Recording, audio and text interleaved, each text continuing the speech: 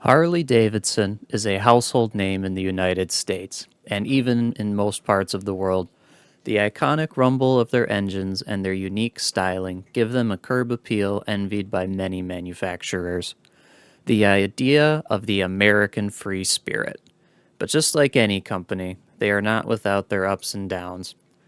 Harley, just like any company that has been around for over 120 years, has some various issues and problems that they have endured, and some that they didn't without major help.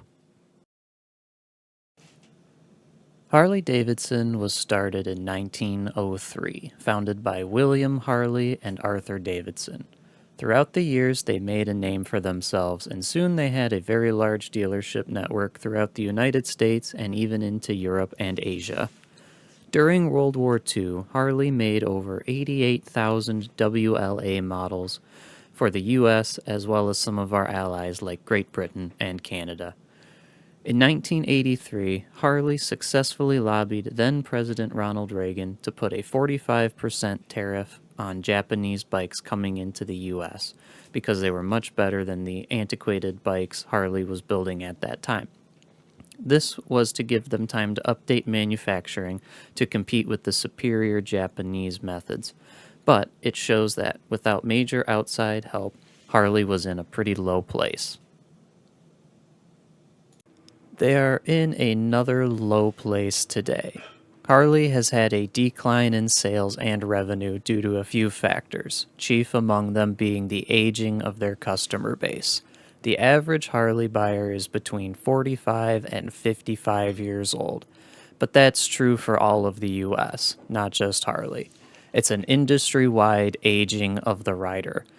However, many riders don't have the $25,000 average price tag it takes to buy a new Harley off the lot, instead opting for cheaper, smaller options provided by the competition. In some ways, it's like the past is the present, Harley competing with the Japanese. Harley tries to rely on the heritage of the brand for quite a bit of its value, but many younger riders don't really care about the history of the brand, instead looking for the best bang for their buck and going with the faster, lighter, cheaper machines. Harley is in between two markets, niche appeal bikes for the die-hard fans and people who just want a reliable commuter for nice weather, the latter being the much larger group. The problem is, if Harley was to switch markets entirely, the first group would be upset that they're giving up on the heritage of the brand by making more reasonable bikes for a larger audience. But in order to grow their market share, they need to branch out somewhat. The recent release of the Pan America, an adventure-style bike that is not the typical for Harley, sold fairly well and pushed their name into a market that it wasn't before.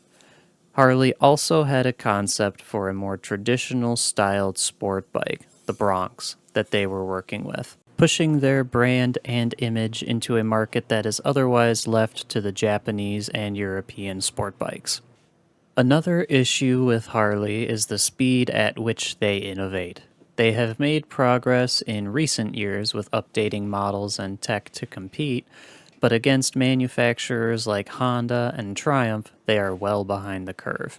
Triumph, another company with a long history, was able to rebrand itself to the point that the old image of the company was still there in a small fashion, but they are now known as a modern, cutting-edge company competing with BMW, KTM, and others, while also keeping their heritage intact and offering updated models of the classic bikes they were once known for.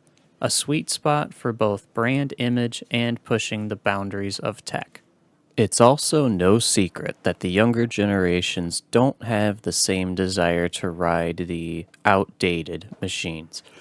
Even with the advancements made in the last few years, Harley is still not the go-to bike for any of the younger demographics, instead opting for the smaller, cheaper alternatives.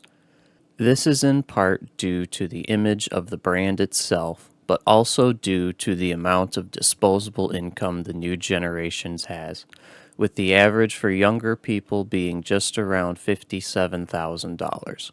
Compare that to the Generation X amount of $113,000, and you start to see the problem. Not many people can afford a new bike at the current price because they have half of the money their parents did. Leadership is a large part of a company and its trajectory. Johann Zeitz was given the job of CEO in 2020 and has made major changes to the brand, both in image and in policy.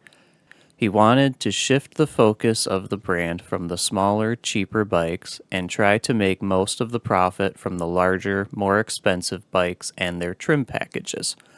This is actively going against the market and banking on their regular customers buying enough to make up the difference. This, combined with raised prices, caused many to view the brand as too exclusive and not worth the cost. Now, what can Harley do to pull themselves back up to the caliber they once were? To start, they can focus on one market, likely the most popular market segment, and make products for them. In this case, make smaller, cheaper bikes with lower barriers to entry. This will push the brand name to an audience that may not have considered it prior. For example, the Harley Pan America. It was a first for Harley and did quite well, allowing the brand to go into the off-road segment and reach new potential buyers. This is not without risk, but the benefits outweigh the potential setbacks, especially with the amount of R&D Harley has available. This segues into the need for R&D for Harley.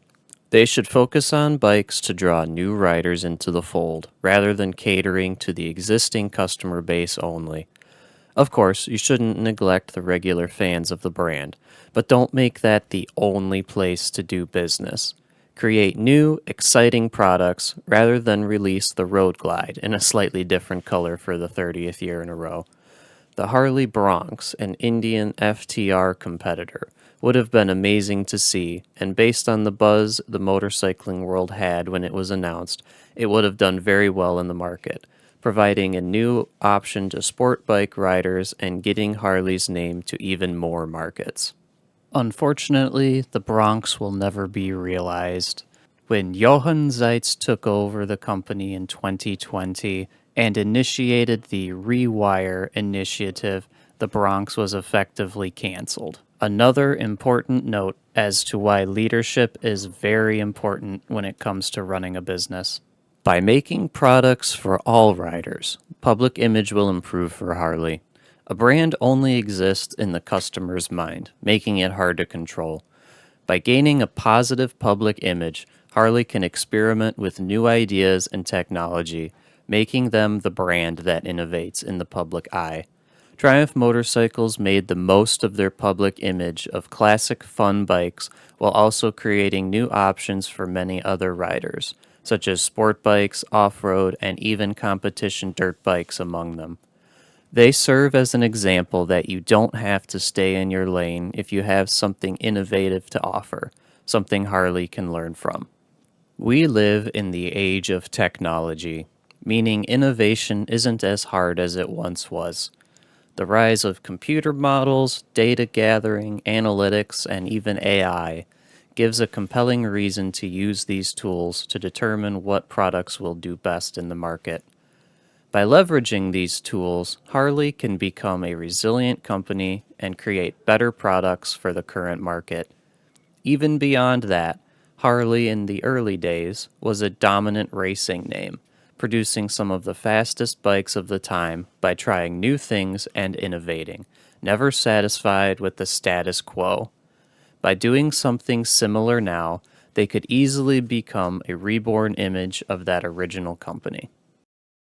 Harley-Davidson still has a lot to offer.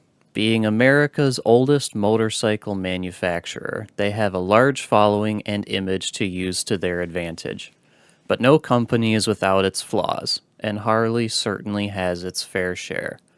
But, like people, they can learn to work through them and become better than they once were, becoming a resilient business with loyal customers and employees.